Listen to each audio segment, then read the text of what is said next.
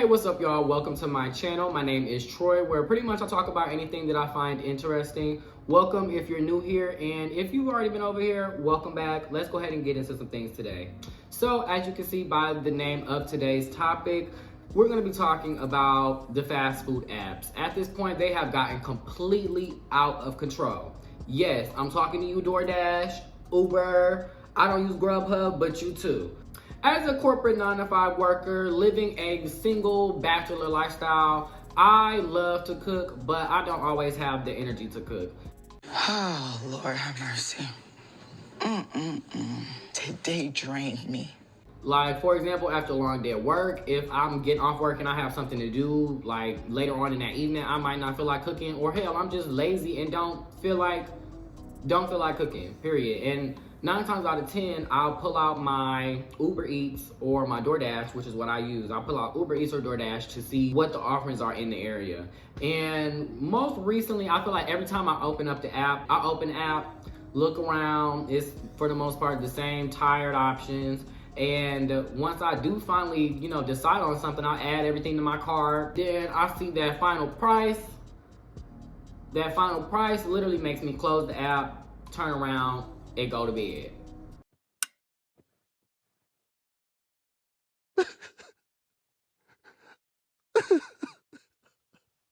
So, like I said, I primarily use DoorDash and Uber Eats, especially when I was in college. Like back from like 2016 to 2020, it was very easy for me to be in a dorm, order some DoorDash or whatever, and be able to walk to whatever campus security gate, go pick up my food, come back in, rub down.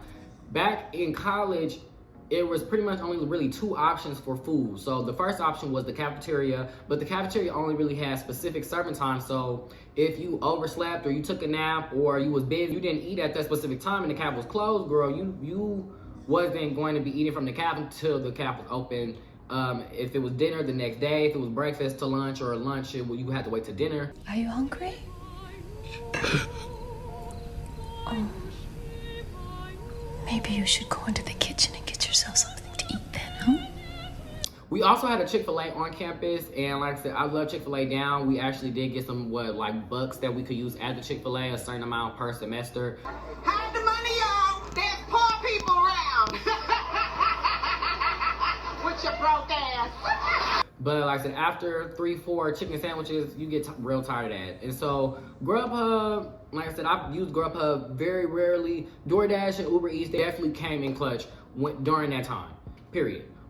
I feel like that these apps, they definitely exploded due to their convenience. Like, who literally wouldn't want to be able to order anything that your heart's desire from the convenience of your bed, from the convenience, of your house without having to go out and actually retrieve it? As we were growing up, most of the stuff that was for takeout was like Chinese and pizza. That was pretty much, for the most, what you could call, go pick up, come home. But like I said, now, even what you could get delivered, to be honest. But now you can pretty much get anything DoorDash. Hell, you can even get like iPads and PlayStations and iPhones and stuff DoorDash from like Apple Store, from the mall. And so again, it was very, very convenient when it first started out, but not only was it convenient, the price difference wasn't that much compared to if I were to go and get it myself. So I felt back then it was much more worth the cost of, okay, I can give, a delivery fee and possibly even tip down the driver, for being able to go get my food. But it seems like nowadays they have all different type of ghost fees that are attached to these charges. Not only that,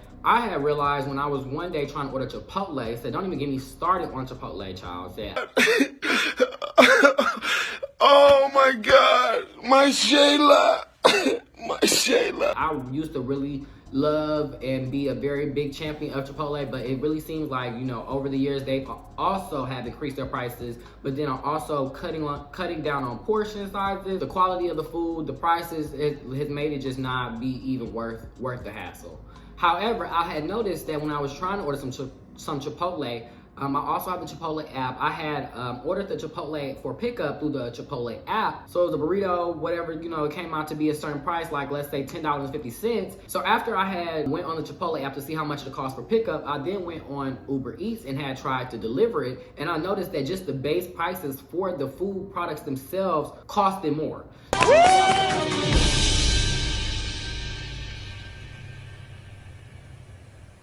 Wait a damn minute. Wait a Damn. So to me, it seemed like that not only is DoorDash inflating the prices on the front end, like the actual menu prices, to, you know, get their little piece off the top, they're also inflating and jacking up and adding all these type of ghost fees and service fees and all these other type of fees that don't even now include the tip that's supposed to go to the driver. V, I did not see on the sheet. If 2 + 2 is 4, right? And 5 + 5 is 10, okay. What the fuck is this? So all of these ghost fees that they're adding on after my cost of the food, after they've already inflated the cost of the food, I don't understand how a rice bowl can like physically cost more regardless of who's picking it up, regardless of the facilitation of the food getting from them to me. The food itself should not go up in cost.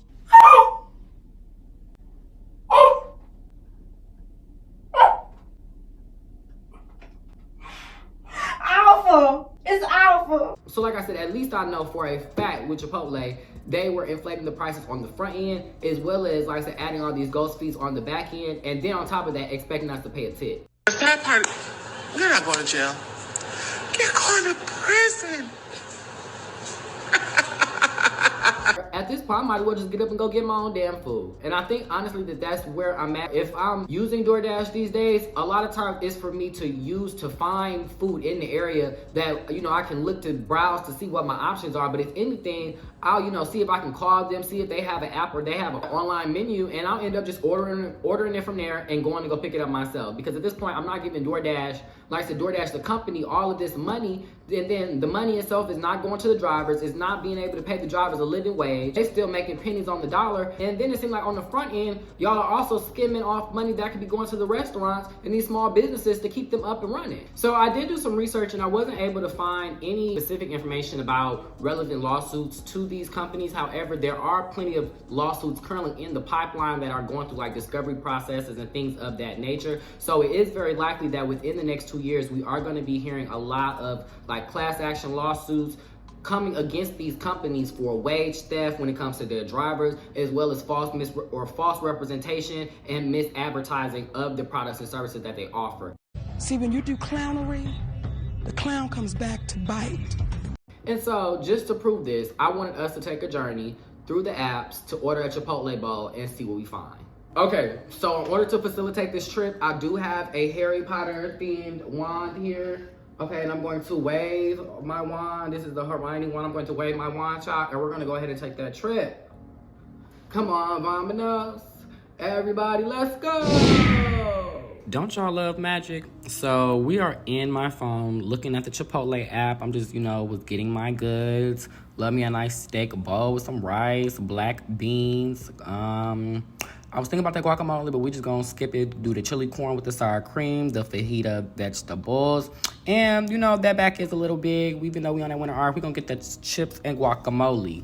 Now, that is the order that I got on all 3 apps. And we see here it is $14.35 if I go pick it up. Real cute. Let's go over to Uber. Now, we got Chipotle open. Like I said, let me go ahead and get that burrito bowl. I'm going to make it just how I did my last bowl. They already trying to play, like, do I want extra? No, $26? What? Child, let's go over here to DoorDash. What is DoorDash talking about? Come on, $27? $28? A tip? Orders with no tip might take longer to get delivered. I know y'all ain't threatening me. All right, y'all, so we done took that trip. I'm gonna go ahead and put her back. Real cute. Set her up. Yes. You see the problem? That being said, I once again believe that these food delivery apps are out of control. They need to be regulated. They need to be paying their drivers a livable wage, as well as stop trying to juice their consumers, as well as their suppliers / the small businesses that are using their platforms. I hope that something happens and requires them to stop inflating their prices, both on the front end, as well as some type of regulation when it comes to adding in all of these fees at the last possible second, and then also wanting you to tip. Business that you were passionate about, then you would know what it takes to run a business, but you don't. So don't even act like you know what I'm talking about. Until then, I'm gonna just try to cook more at home, child, get my body right for the summer, in the middle of my winter arc. Shout out for my winter arc girls. I see you. We see each other. We see each other.